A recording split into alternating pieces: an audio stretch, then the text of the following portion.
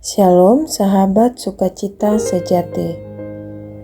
Rasa sakit dan putus asa bukan akhir cerita. Hari ini kita akan membuka hati dan menemukan damai sejati dalam Tuhan. Kita akan membuka diri bagi penyembuhan, damai dan sukacita dari Tuhan. Hidup kadang terasa berat, kadang pikiran kita menipu, membuat kita merasa sendiri atau tidak berharga. Tapi kita tidak pernah sendiri. Tuhan selalu ada.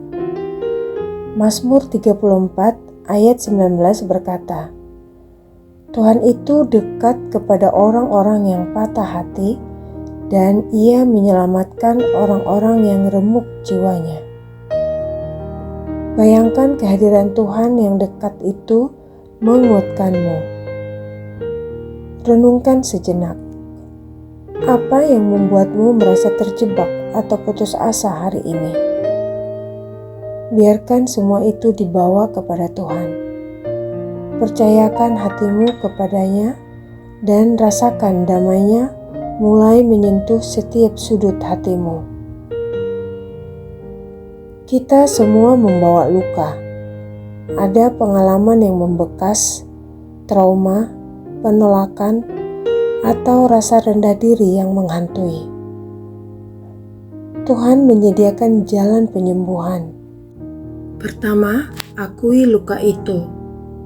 Jangan menolak perasaanmu. Yang kedua, ungkapkan rasa sakit melalui doa, menulis, atau berbicara dengan seseorang yang bisa mendukungmu. Dan yang ketiga, fokuslah pada Tuhan. Percayakan setiap langkah, setiap rasa sakit dan ketakutanmu kepadanya. Mazmur 147 ayat 3 berkata, Ia menyembuhkan orang-orang yang patah hati dan membalut luka-luka mereka.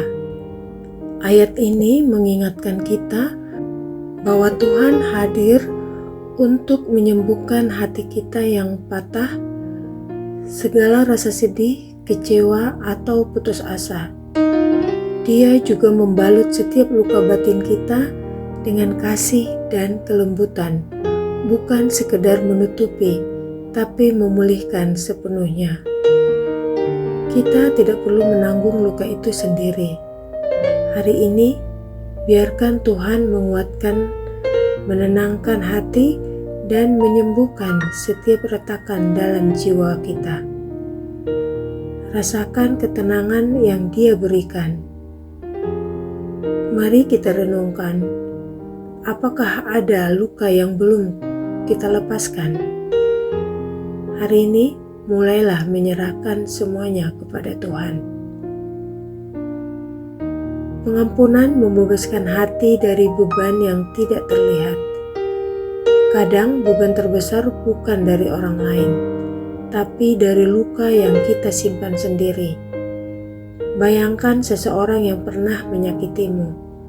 Rasakan emosinya, lalu ucapkan dalam hati, Aku melepaskanmu dan memaafkanmu seperti Tuhan memaafkanku. Sekarang, lakukan juga untuk diri sendiri. Aku memaafkan diriku atas kesalahan dan keterbatasan. Matius 6 ayat 14 berkata, Karena jikalau kamu mengampuni kesalahan orang, Bapamu yang di surga akan mengampuni kamu juga. Rasakan hati menjadi lebih ringan.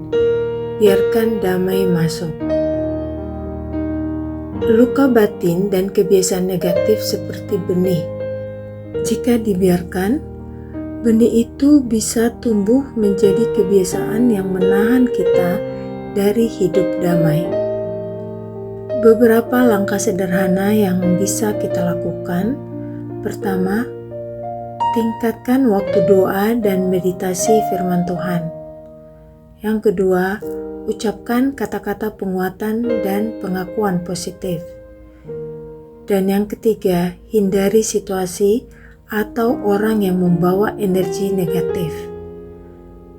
Roma 12 ayat 2 berkata, janganlah kamu meniru perilaku dunia ini, tetapi biarlah hatimu diubahkan dengan pembaruan roh dan pikiranmu. Mari kita renungkan. Satu kebiasaan negatif apa yang ingin kita ubah hari ini? Gantilah dengan doa, pengakuan positif, dan tindakan yang selaras kasih Tuhan. Perjalanan penyembuhan bukan tentang cepat atau lambat, tapi tentang konsistensi dan iman. Tuhan melihat setiap usaha kita. Depresi, rasa sakit, atau ketakutan bukan akhir cerita.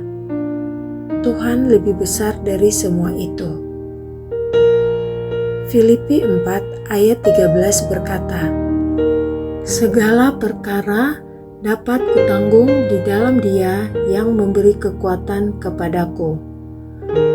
Ayat ini mengingatkan kita bahwa kita tidak perlu mengandalkan diri sendiri. Dengan Tuhan yang menopang dan memberi kekuatan, kita bisa menghadapi segala tantangan, mengatasi rasa lelah, dan melangkah maju dengan iman. Yohanes 14 ayat 27 berkata, "Damai sejahtera kutinggalkan bagimu, damai sejahteraku kuberikan kepadamu."